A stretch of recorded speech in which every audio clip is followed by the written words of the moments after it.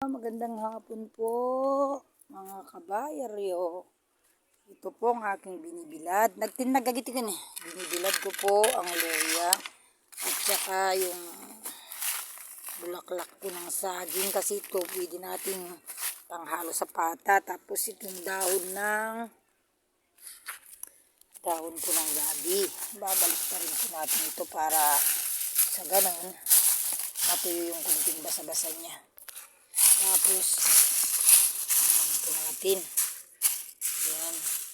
Pag medyo natuyo na po ito kasi, ganda na. Ayan. Ganito po yung ginagawa ko kasi nagtitinda po ako ng mga ulam. Ayan po.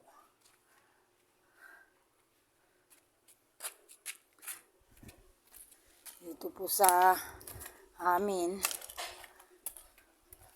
marami pong mga ulam na gulay.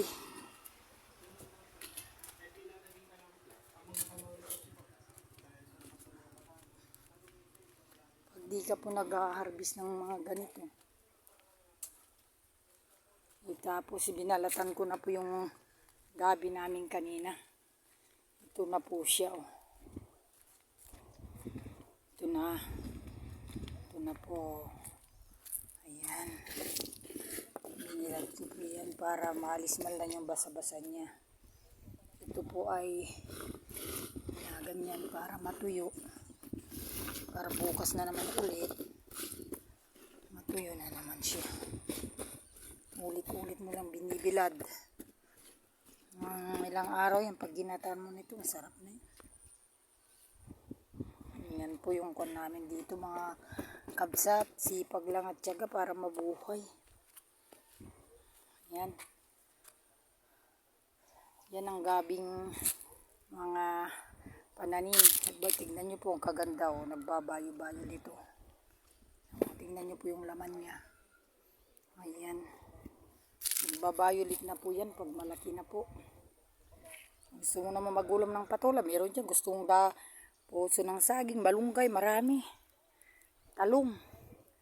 Lahat po ng mga patola. Langka. Ayan po.